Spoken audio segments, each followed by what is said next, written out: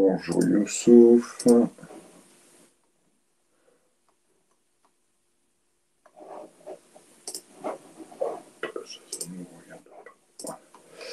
Donc il me semble bien que dans le chapitre sur le contrat de travail, nous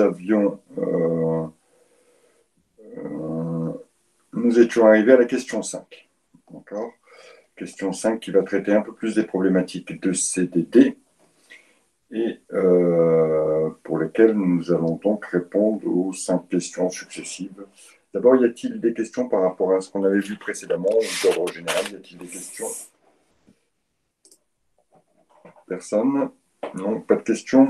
Donc, ok, on peut y aller. Donc, je vais réafficher le TD. Voilà. Donc, allons-y. Vous êtes embauché à durée déterminée, donc bien un CDD, pour remplacer un salarié malade. Ce contrat contiendra-t-il un terme précis et pourra-t-il être renouvelé? Alors, qu'en est-il notamment de ce CDD dont il est un petit peu compliqué de connaître la date de fin? Y a-t-il des dispositions particulières par rapport à ces CDD? Puisqu'on sait que normalement, le contrat à durée déterminée comporte une date de fin. C'est son propre, ça découle de sa nature. Il n'est pas à durée indéterminée, donc il comporte une date de fin. Qu'est-ce que vous pensez de la question et quelles sont vos idées, vos réflexions par rapport à ça?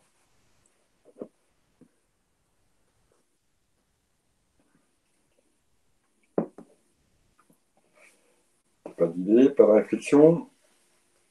L'arrêt maladie peut être prolongé, ça dépend du type de maladie du salarié, je pense. D'accord. Alors ici, ça ne va pas trop dépendre. Alors effectivement, ça va dépendre de l'arrêt maladie du salarié. C'est ici, la reprise ou la fin du CDD est conditionnée à un événement. L'événement, c'est la reprise du salarié qui est absent pour maladie. Et c'est bien dans ce cadre-là que le CDD a été conclu. Je vous rappelle qu'il y a quand même des conditions prévues, des conditions légales pour la conclusion d'un contrat à durée déterminée. Il faut rentrer dans le champ d'application de ces conditions légales. Et l'une des conditions, c'est la possibilité de recourir au CDD en remplacement d'un salarié malade. C'est l'une des conditions, comme celle de l'accroissement d'activité ou encore des activités saisonnières, etc. etc. Ici, on est dans le cadre d'un CDD un peu spécifique qui est celui où le terme, donc la fin du CDD, n'est pas précise. Pourquoi? Parce que l'événement qui conditionne le terme, donc la fin du contrat, ici l'événement c'est le retour du salarié, la date précise n'est pas connue, donc on conditionne non pas à une date, mais à un événement. À un événement. Ici, l'événement, encore une fois, c'est le retour de la personne. Mais la survenance de cet événement est inconnue en termes de date. C'est-à-dire on ne sait pas a priori, puisque quand la personne est malade, elle fournit à son employeur un arrêt maladie, qui lui possède un terme, mais qui peut éventuellement être renouvelé. Donc imaginons que la personne, pour X raisons, et quelle que soit la maladie, puisque d'ailleurs elle n'a pas communiqué le type de maladie ou la maladie qui l'a contrainte à s'arrêter, quand c'est une donnée personnelle qui n'est pas portée a priori à la connaissance de l'employeur. Donc, en tout cas, pour lesquels on n'a aucune obligation de le porter à la connaissance de l'employeur. Ici, imaginons que l'employé qui est en arrêt maladie, le médecin a prescrit donc un arrêt d'un mois. Donc, je vais recruter une personne en remplacement d'une salariée malade et je vais indiquer dans mon contrat que son contrat à elle prendra fin dès le retour de la personne. A priori, un mois. D'accord ? Au bout d'un mois, la personne ne revient pas et son arrêt est reprolongé. À ce moment-là, le contrat sera renouvelé jusqu'au moment où la personne ne revient pas. Ou même encore, la personne pourrait très bien revenir précipitamment. Imaginons que le médecin, par précaution, avait prévu un arrêt de maladie d'un mois et qu'elle souhaite reprendre avant. À partir de là, le retour de la personne va conditionner la fin du CDD qui a été conclu. Donc ici, on est dans le cadre d'un CDD spécifique qui peut être renouvelé plusieurs fois, mais qui ne possède pas un terme une fin précise, puisque justement, cette fin, on ne la connaît pas. Et effectivement, le salarié ne comporte pas en termes de date un terme précis, et oui, il peut être renouvelé plusieurs fois en fonction, bien sûr, de la prolongation de l'arrêt maladie de la personne qui est censée être remplacée. Pas de questions par rapport à ça?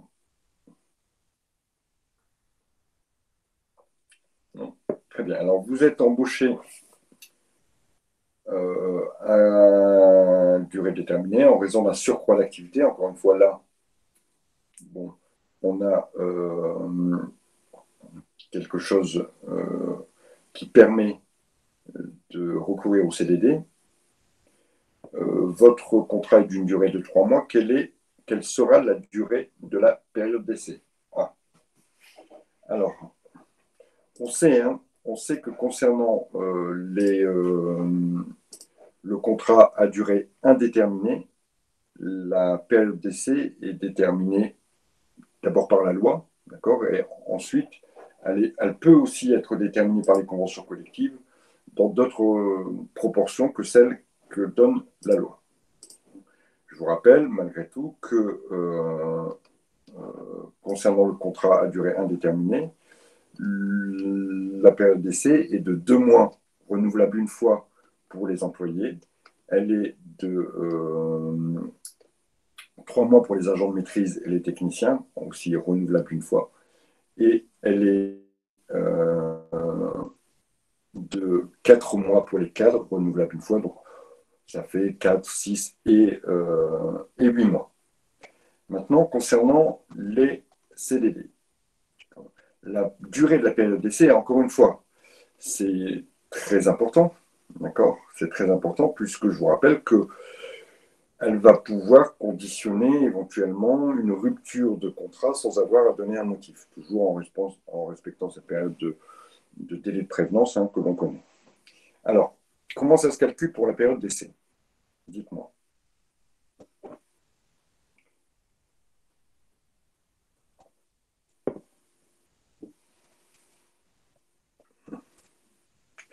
Pas de période d'essai, me dit Rosie, d'accord, c'est une idée. Enfin, 2 semaines pour Yvonne, 1 jour par semaine travaillé. Donc, on a la bonne réponse ici. D'accord. Donc, c'est effectivement, on va la calculer 15 jours pour un CDD. Donc, on va la calculer en fonction de la durée du contrat. Pour un contrat, max 1 mois, si CDD et que 6 mois, ok, ça marche. Donc, la règle, c'est quoi? On va prendre la durée du contrat, d'accord? Et on va avoir 2 règles applicables. Une première règle pour les contrats de moins de 6 mois. On va la voir après, cette règle. Et une deuxième règle pour les contrats supérieurs à 6 mois. La règle pour les contrats supérieurs à 6 mois, elle n'est pas très compliquée. D'accord? C'est 1 mois maximum. Encore une fois, c'est un maximum. Je peux très bien mettre 15 jours ou simplement une semaine. Concernant les contrats de moins de 6 mois, ça sera 1 jour par semaine, d'accord, avec un maximum de 15 jours. Donc ici, si je fais mon petit calcul, d'accord, hop. Si je fais mon petit calcul, on a un CDD de 3 mois. Donc, grosso modo, ça nous fera 4 semaines 33 par mois. Ça fera 13 semaines de travail. D'accord? Donc, 13 jours de CDD, en sachant qu'on ne pourra pas aller au-delà de 15 jours. Quand si on avait eu un contrat de 5 mois, par exemple, fois 4, 33, c'est un contrat qui fera 21 semaines pleines plus 65 centièmes d'une semaine, mais on va se baser sur les semaines pleines, ça sera 21 semaines, on ne pourra pas mettre 21 jours. Parce que c'est 1 jour par semaine, c'est 1 jour par semaine avec un maximum de 15 jours. Donc, je vous rappelle quand même les 2 règles. D'accord? D'abord, on va séparer les contrats de plus de 6 mois et de moins de 6 mois. Pour les contrats de plus de 6 mois, la règle est très simple, c'est un mois maximum. Pour les contrats de moins de 6 mois, c'est un jour par semaine, bien sûr, de durée du contrat, euh, avec un maximum de 2 jours.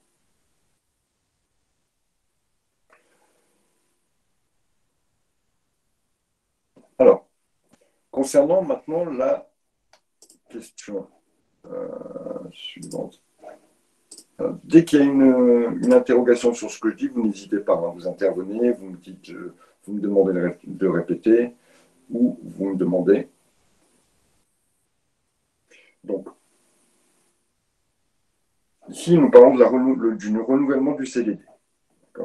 Puisque le CDD, lui, en CDD, on peut le licencier en période. Comme exactement la période d'essai, elle a la même vocation que pour un CDI. D'accord ? Elle a exactement le même but, tester bien sûr les capacités professionnelles du salarié, savoir pour le salarié s'il se sent bien dans l'entreprise, et elle fonctionne exactement de la même façon que pour un CDI. Il n'y a aucune différence. C'est-à-dire que il y aura aussi la possibilité pour les deux de rompre le contrat pendant cette période, sans avoir à invoquer de motif. Alors, le CDD qui, lui, peut être renouvelé, le CDD en lui-même, d'accord, il peut être renouvelé. Le CDD peut être renouvelé 2 fois. D'accord, quand il est avec une date de fin certaine, ce qui est notre cas ici, puisqu'on a un CDD qui a été conclu pour une durée de 3 mois, donc on a une date de fin certaine. Quand le CDD n'a pas de terme précis, ce qui était le cas dans la première question, alors le CDD pourra être renouvelé autant de fois que nécessaire. Si effectivement la personne qui est remplacée renouvelle plusieurs fois son arrêt maladie, il n'y a pas de souci, le CDD, lui, va être renouvelé autant de fois que nécessaire. Ensuite, quelle est la durée maximum d'un contrat à durée déterminée, renouvellement inclus, à votre avis? Voilà, elle est exactement de 18 mois, d'accord? 18 mois, alors en sachant qu'on a quand même des petites exceptions, mais à la limite, vous pouvez, vous, ne pas retenir les exceptions, hein, d'accord? Il existe quelques exceptions sur certains types de contrats, ou par exemple sur le contrat d'apprentissage, par exemple, qui peut durer 2 ans. C'est un CDD, mais qui va ici durer 24 mois. C'est un contrat spécifique. D'accord? Nous, dans l'idée, il faut retenir le cadre général, c'est que renouvellement inclus, le CDD, donc les deux renouvellements inclus, le CDD ne peut pas durer plus de 18 mois. Alors, vous allez me dire, la question pourrait être légitime, hein, si un CDD était conclu pour une période supérieure à 18 mois, comment on le traiterait?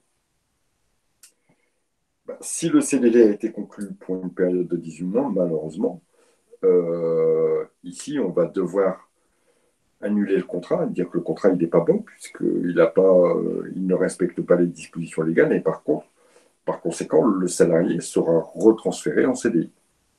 D'accord ? Alors, donc vous avez eu 2 sur l'activité. Alors voilà, ici, donc durée maximum, on a vu. Pourrait-il demander d'effectuer une autre période d'essai en cas de renouvellement? On en avait discuté, je vais quand même rappeler le principe général de la période d'essai, c'est que la période d'essai, et pourquoi on insiste autant sur cette période d'essai? Parce que devant les tribunaux, il y a un contentieux énorme concernant les périodes d'essai. Par exemple, si le CDD de 3 mois qui a été conclu ici avec la personne doit être renouvelé une fois, donc on indique que dans le premier contrat, on pouvait mettre 12 jours maximum de période d'essai. Le contrat qui serait renouvelé pour le même poste, hein, puisque c'est un simple renouvellement du contrat, donc une prolongation du contrat, alors possible de remettre une période d'essai. C'est très logique, d'accord? Très logique. Pourquoi? Parce que la personne a déjà été testée.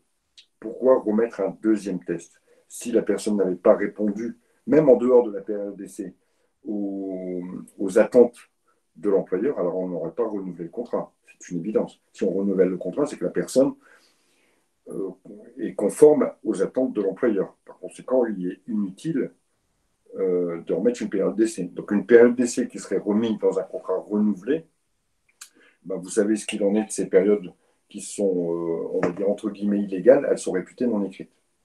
C'est comme si elles n'existaient pas dans le deuxième contrat.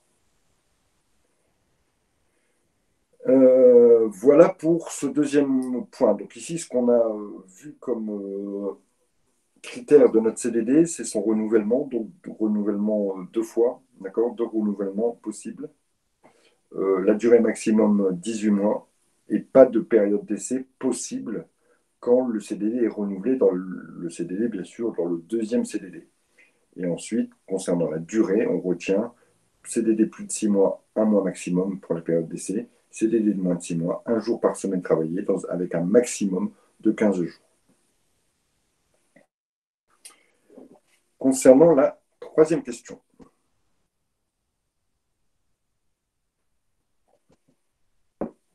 Alors, notre troisième question, c'est la suivante. Vous avez conclu 2 CDD successifs pour surcroît d'activité. Dans un premier temps, pour une durée de 12 mois, dans un second temps, pour une durée, quelles sont les conséquences juridiques? Alors, on imagine, il y a un premier CDD de 12 mois, je renouvelle le CDD et le deuxième, je le fais de 18 mois. C'est un petit peu ici ce que l'on a repris, ce qu'on a déjà envisagé tout à l'heure, c'est que le CDD ici, malheureusement, il serait retransformé en CDI par le juge, d'accord, requalifié. Alors, quels sont les, comment ça va fonctionner, comment ça va fonctionner? Imaginons qu'on est dans la situation du cas numéro 3 ici. Un premier CDD a été conclu pour une durée de 12 mois, un deuxième pour une durée de 18 mois. Donc ici, on a 30 mois de CDD, on est largement au-dessus du maximum autorisé, sauf dispositions particulières, mais on ne rentre pas dans le cadre des dispositions particulières ici. Comment vous allez raisonner, d'accord? Comment vous allez raisonner? Et imaginons que vous soyez face à cette situation pendant l'examen. N'oubliez pas, en droit, d'accord, on doit toujours raisonner en syllogisme. Première partie, ce que vous connaissez de la théorie. Deuxième partie, l'application de la théorie, d'accord, à notre cas. Et troisième partie, la conclusion. Dans la première partie, vous pourrez dire, voilà, le CDD est un contrat dont, on va plutôt commencer comme ça, en droit, pour dire qu'on est en train de parler du droit, là, hein, d'accord. On est dans une première partie qu'on appelle la majeure. En droit, on peut avoir recours, ou un employeur peut avoir recours à un CDD dans certains cas, notamment dans le cas d'un accroissement d'activité, dans le cas d'un remplacement de salarié malade, ou encore dans le cas d'activité saisonnière. En outre, le contrat conclu ne peut dépasser une durée de 18 mois, renouvellement inclus, sachant qu'il est possible de renouveler le contrat 2 fois. Voilà, vous avez dit tout ce que vous savez du droit. Maintenant, on va travailler sur notre cas. En l'espèce, le contrat qui a été proposé à je ne sais pas qui est un contrat CDD pour surcroît d'activité. Il répond bien au cadre légal du recours au CDD. Par contre, le contrat a été renouvelé une fois. On sait aussi que le contrat peut être renouvelé 2 fois. Pas de problème sur ce point-là. Dernier point que vous allez étudier, c'est la durée. Le premier contrat est un contrat de 12 mois. Le deuxième contrat est un contrat de 18 mois, ce qui fait un total de 30 mois. Par conséquent, on est à notre conclusion, on vient de dire tout ce qui s'est passé dans notre cas. Hein. Par conséquent, ici, le contrat est beaucoup trop long par rapport à la période autorisée, par rapport à la durée autorisée. Il y a un risque de requalification du deuxième contrat en CDI. Voilà, vous avez fait votre droit, vous avez dit votre qualification des faits ou votre analyse des faits par rapport au droit, et puis vous avez donné votre conclusion en disant qu'il y a un problème sur la durée et que le risque, quand il y a un problème sur la durée qui dépasse la durée légale, c'est une requalification par le juge du CDD en CDI. Je vous rappelle que la requalification, donc le juge dit, ben non, monsieur, vous n'êtes pas bien sûr, ça se fera surtout à la demande de l'employé. Hein. L'employé, au bout de quelques mois, va s'apercevoir du problème, d'accord, va peut-être aller voir son employeur en disant, écoutez, monsieur, voilà, il y a un problème avec mon contrat. Aujourd'hui, il dépasse les 18 mois. Le deuxième contrat me porte sur une durée totale supérieure à 18 mois. Par conséquent, je vais vous demander de changer mon contrat de CDD en CDI. Évidemment qu'il y aura certainement un petit litige qui va naître, qui va atterrir devant le tribunal des prud'hommes. Et là, il y a un problème. Pourquoi il y a un problème? Parce que ce monsieur, il aura terminé son deuxième CDD avant même qu'un juge ait pu voir son dossier. Parce que vous savez que malheureusement, aujourd'hui, les conseils des prud'hommes sont un peu débordés. Et pour connaître un peu celui de Lille, aujourd'hui, on a un délai d'attente d'à peu près 30 mois. D'accord. En plus, si on a le temps à la fin, je vous expliquerai un peu comment se passe la procédure devant le tribunal de prud'homme. En plus de ce délai, voilà, donc le délai d'instruction du dossier, de prise en charge par le tribunal du dossier est déjà de 30 mois. Et qu'il peut y avoir voilà, des décisions qui peuvent être rendues et qui peuvent prendre 2, 3, voire 6 mois. Donc on aurait une prise en compte par le juge du litige après la fin du contrat. Donc, dans ces cas-là, la problématique ici, c'est que l'employeur qui sera certainement condamné à coup sûr, dans notre cas ici, qui sera certainement condamné et qui verra le contrat qu'il a proposé requalifié en contrat CDI, ben le contrat, il a continué à durer même pendant la période où la personne a terminé son contrat, hein, au bout des 18 mois. Donc le contrat continue à courir. Donc il faut continuer à payer la personne. Donc la personne peut éventuellement lui réclamer les sommes dues jusqu'au moment où la décision de justice va tomber. Et ensuite, la personne peut demander, puisque le contrat continue, ce n'est pas un contrat CDD, c'est un contrat CDI, il continue, là, il est en train de s'exécuter. Donc la personne pourrait dire, bah, il faut que vous me donnez du boulot, donc il faut me réintégrer dans l'entreprise, et seulement après procéder à un licenciement éventuellement si on n'a pas besoin de la personne. Donc ça peut avoir des conséquences relativement importantes pour l'employeur, surtout eu égard au délai de saisie du tribunal et de prise en compte du dossier par le tribunal. Et c'est ça aujourd'hui qui peut, à un moment donné, faire réfléchir les gens en se disant, peut-être que le mec, il pense avoir raison. Hein, donc il dit, moi, je vais aller au tribunal. Mais s'il a pris conseil auprès de quelqu'un, on lui dira qu'il a tort. Il vaut mieux qu'il trouve une solution amiable avec la personne plutôt que d'attendre une décision de justice qui lui sera, dans tous les cas, défavorable. Voilà pour ce troisième cas. Avez-vous des questions sur tout ça?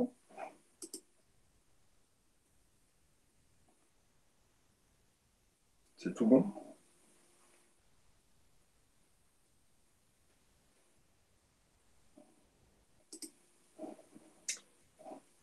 Alors, voyons pour le 4. On a de nouveau conclu un contrat CDD pour une durée de 3 mois en raison d'un surcroît d'activité. Donc on voit que les conditions de recours au CDD sont bien respectées, puisque c'est l'un des cas où on peut. Il a été déjà renouvelé 2 fois, pour 12 mois au total. L'employeur peut-il immédiatement vous proposer un autre CDD pour le même poste? D'accord. Donc effectivement, ici on sait que le renouvellement ne peut être est limité à 2 fois. Donc, même si on n'est pas arrivé à la durée totale, le renouvellement ici n'est pas possible, puisqu'on a déjà usé des 2 renouvellements possibles. Sur le même poste, ça n'est pas possible. Il faudra attendre un délai. Il faudra attendre un délai de carence entre 2 contrats pour pouvoir reproposer un contrat à la même personne. Alors, concernant le délai, le fameux délai de carence entre deux contrats, ici, il est du tiers de la durée totale du contrat précédent, incluant le cas échéant les renouvellements, d'accord. Donc, on voit que un tiers de un an, il faudra attendre 4 mois. 12 mois divisé par 3, ça fait 4 mois. Il faudra attendre 4 mois pour pouvoir renouveler, enfin, reproposer un CDD à la même personne sur le même poste. Par contre, si le poste est différent, a priori, ça ne pose pas de problème. D'accord. Si le poste est différent, ça ne pose pas de problème parce que on est sur un autre type, on est sur un autre contrat. D'accord. Les deux contrats sont pas, on n'est pas sur un renouvellement du contrat, on sera sur un autre contrat. À partir de là, on démarre à zéro le processus. Donc, je dis, hein, si une personne a déjà eu tous ses renouvellements ou si elle est allée au bout des 18 mois renouvellement inclus, évidemment, stop, on ne peut plus faire de CDD derrière.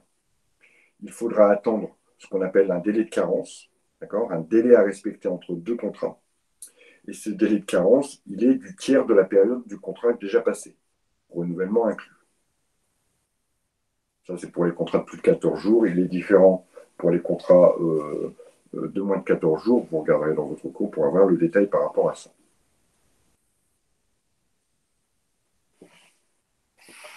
On est bon? Toujours pas de questions? Ok. Alors, dernier point. Vous avez conclu un contrat CDD pour remplacer un salarié. Le contrat a duré 3 mois. Le salaire brut est de 1600 euros. D'accord. Calculez l'indemnité de fin de contrat, la fameuse indemnité de précarité. Pas très compliqué, d'accord. Est-ce que quelqu'un s'est penché un peu sur la question et pourrait me dire un peu ce qui se passe à la fin du contrat?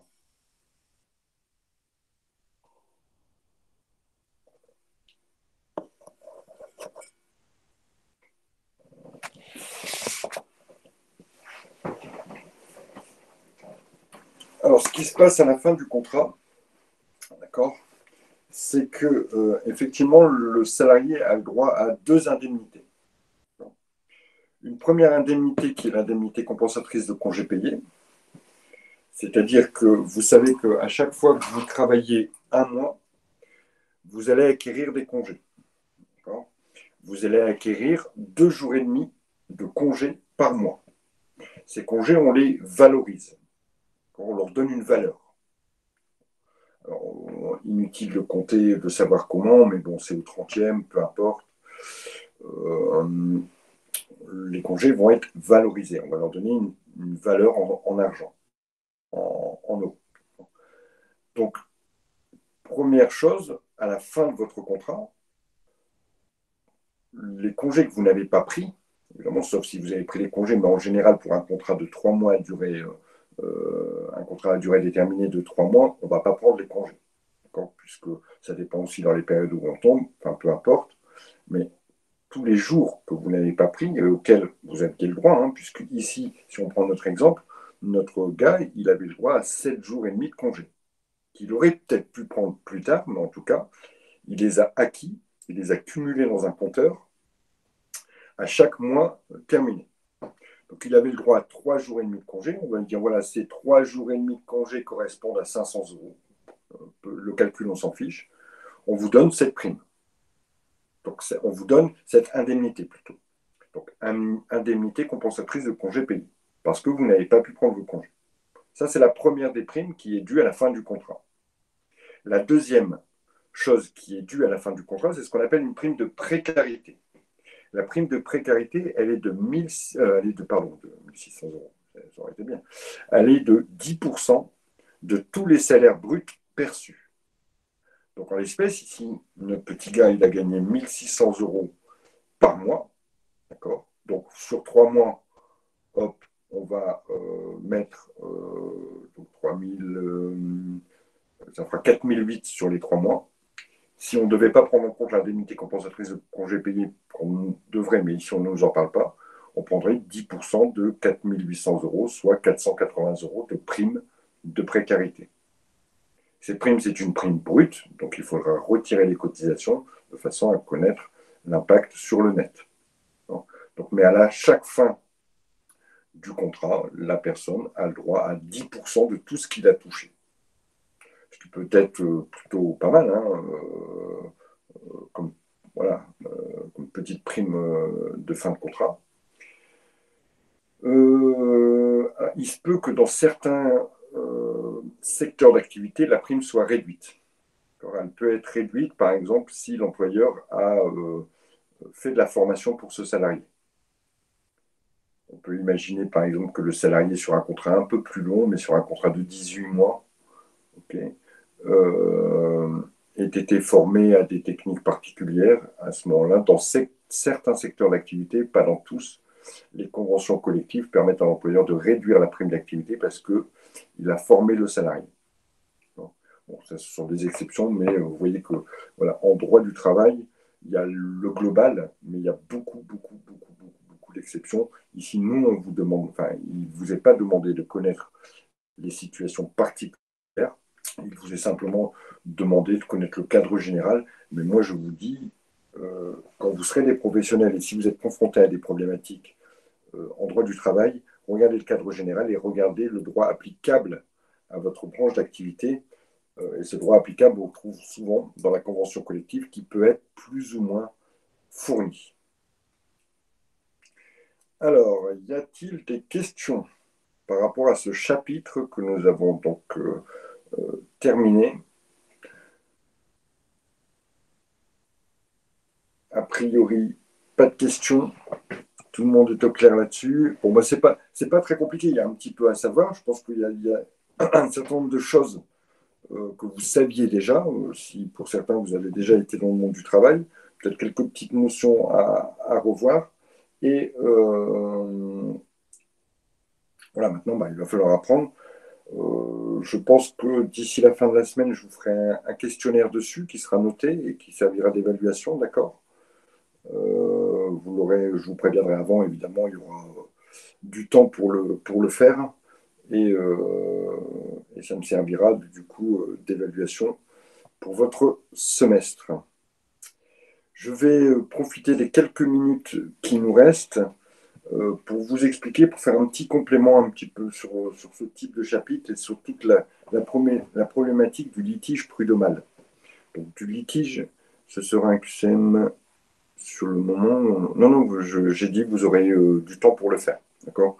C'est QCM comme vous avez certainement déjà dû faire une fois ou deux. Je vous dis, voilà, il y a un QCM à faire, c'est pour dans une semaine. A priori, ce n'est pas des choses qui sont longues, mais vous avez, bien sûr, il faut le faire dans la semaine, évidemment, mais dans tous les cas, dès qu'il sera posté, j'aurai l'occasion de vous le rappeler pendant les séances que l'on a ensemble, et ce qui permettra de vous y mettre. Donc, je voulais juste vous parler un petit peu de comment ça se passe. Voilà, quand il y a un litige avec un employeur, alors que ce soit du côté employé ou du côté employeur, hein, on sait, puisqu'on l'a vu dans le chapitre, notamment concernant la compétence juridictionnelle des tribunaux, que c'est le Conseil des prud'hommes, on l'appelle le CPH, c'est le Conseil des prud'hommes qui est compétent, qui traite des litiges entre les employeurs et les employés. Alors, je ne sais pas si j'ai déjà eu l'occasion de vous le dire, mais ce Conseil des prud'hommes est composé évidemment de juges, d'accord, qu'on appelle les juges consulaires. Pourquoi? Parce que ce ne sont pas des juges professionnels. D'accord, ce ne sont pas des magistrats qui sortent de l'ENM de Bordeaux, donc de l'École nationale de la magistrature. Ce sont des employeurs et des employés qui sont élus, d'accord, par bien sûr les employeurs du ressort dont ils dépendent et les employés des entreprises du ressort dont ils dépendent. D'accord, le ressort, c'est la zone géographique. Donc, si je prends, par exemple, le Conseil des prud'hommes de Valenciennes, dans le Nord, il y a un certain nombre de villes qui dépendent du ressort du tribunal, donc qui sont dans son secteur géographique, et toutes les entreprises qui sont dans ces villes vont voter. Alors les employés et les employeurs vont voter tout simplement pour élire leurs juges prud'homaux. Ces juges sont élus pour une durée de 5 ans, donc ils vont siéger au tribunal et on aura autant de juges employeurs que de juges salariés. Ça, c'est la première chose pour la composition du tribunal de prud'homme. Alors, ils ont une petite formation avant, puis après, ils sont lancés dans le bain. Alors, comment se passe une procédure devant le tribunal des prud'hommes? D'abord, évidemment, il faut savoir qu'en cas de litige avec un employeur, si vous devez, alors parce que ça se passe plus souvent dans ce cadre-là, c'est-à-dire que l'employé se trouve lésé dans sa relation avec son employeur.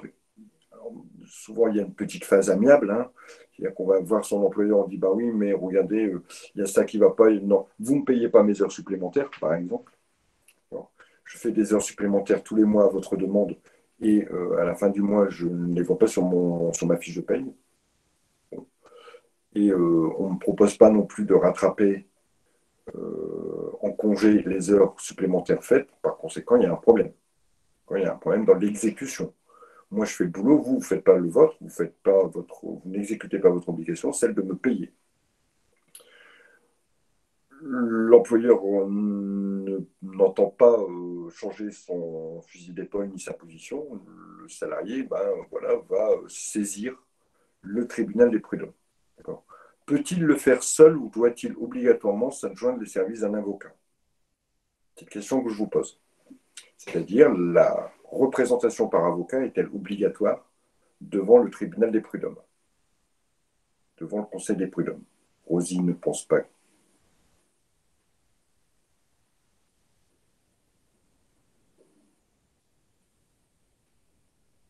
Alors effectivement, a priori, tout le monde m'a dit non. C'est vrai, le salarié peut seul se rendre auprès du tribunal, demander à avoir les documents pour saisir le tribunal, donc pour introduire une saisie, d'accord.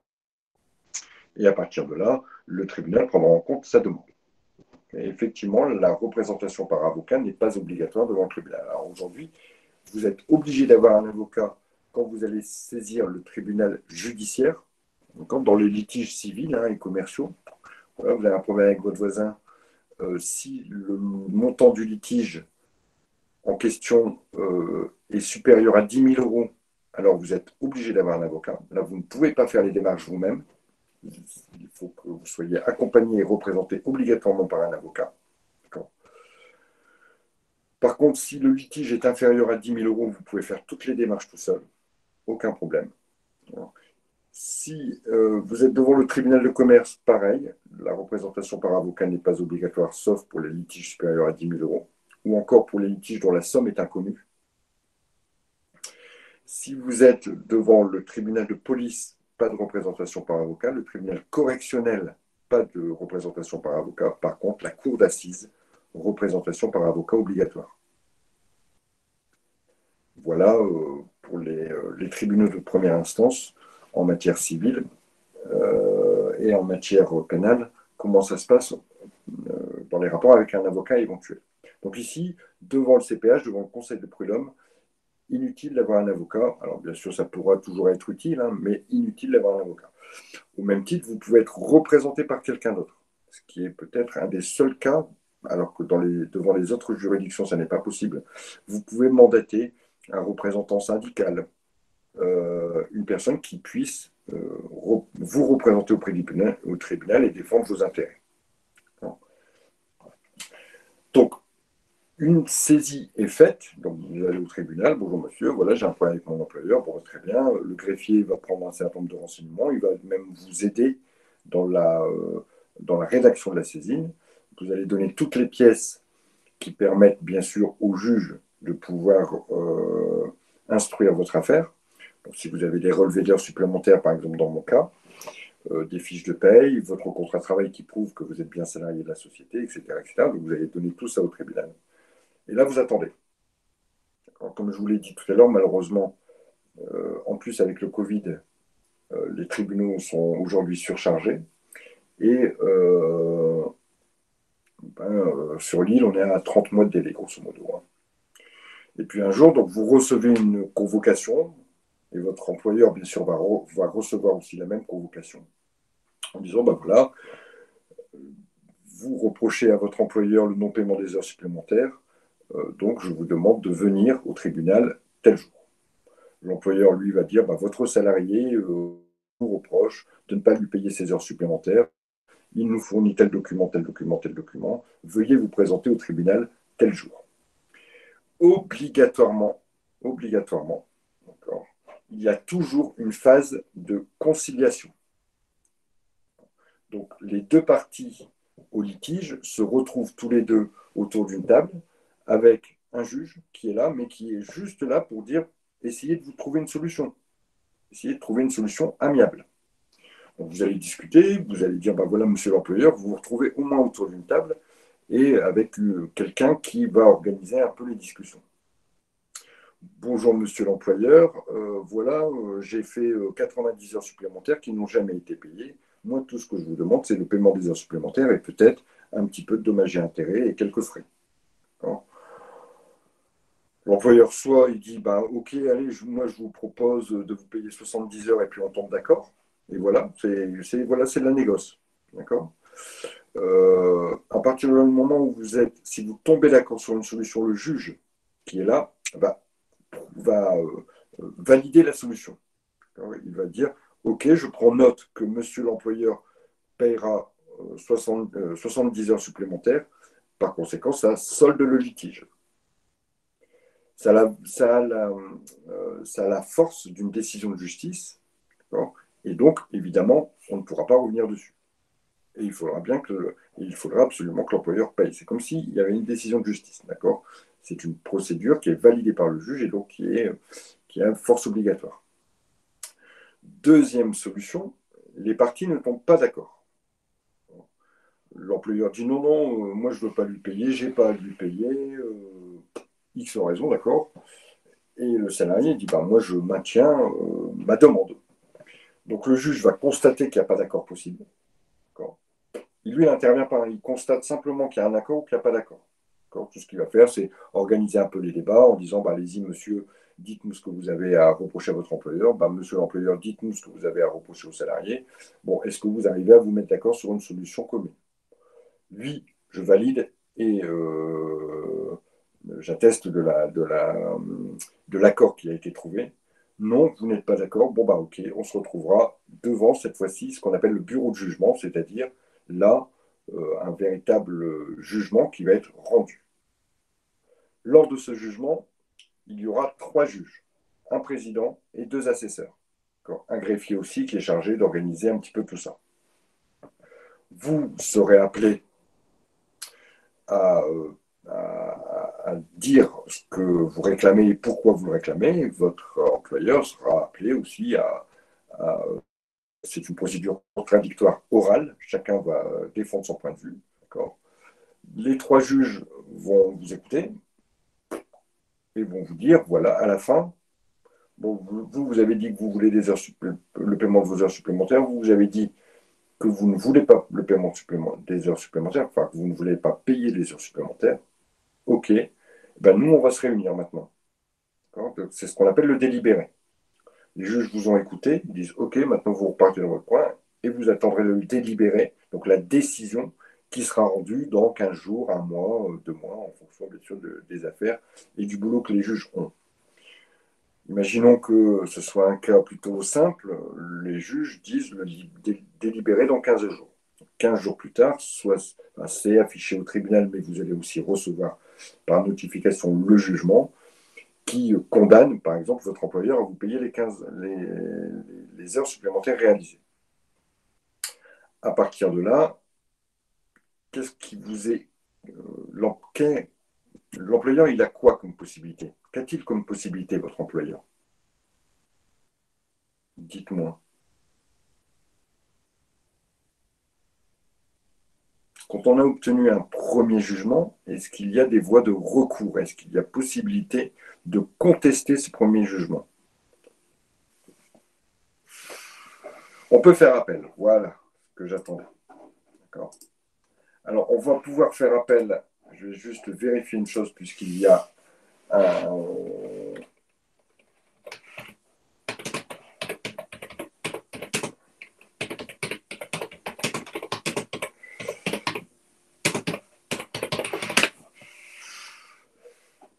Bon, on est aussi à 5 000 euros. D'accord. Donc, on peut faire appel si le litige porte sur une somme supérieure à 5 000 euros. Imaginons que mes heures supplémentaires ne portent que sur une somme de 3 800 euros, par exemple. À partir de là, pas de possibilité d'appel. C'est tout. C'est un jugement que l'on dit en dernier ressort. Il faudra s'exécuter. C'est tout. Par contre, si les sommes qui sont en jeu sont supérieures à 5 000 euros, imaginons qu'on est à 5 500 euros, à partir de là, votre employeur pourra faire appel, et on est reparti sur une procédure beaucoup plus longue. Donc stratégiquement, de temps en temps, vaut mieux demander 4 500, peut-être perdre 1 000 euros et éviter d'attendre 5 ans supplémentaires, plutôt que de demander 5 500, obtenir 5 500, mais que votre employeur fasse appel et qu'on soit reparti pour 2-3 ans de procédure.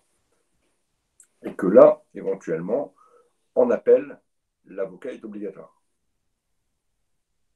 Donc, vous voyez que stratégiquement, il faut se poser la question. Et ça, tous ces conseils-là, voilà, les représentants syndicaux, normalement, sont capables de les donner aux employés qui voudraient saisir le tribunal des prud'hommes. Voilà comment ça se passe pour une procédure prud'homale. Vous avez des questions là-dessus, un petit peu, non?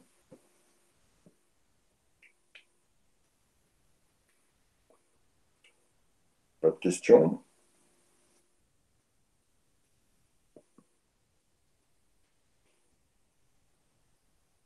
Ok, bon, ben, on va regarder ce qu'on va faire la semaine prochaine, puisque dans notre chapitre de droit, nous avons travaillé sur notre entreprise commerciale. Alors, on a les conditions de travail.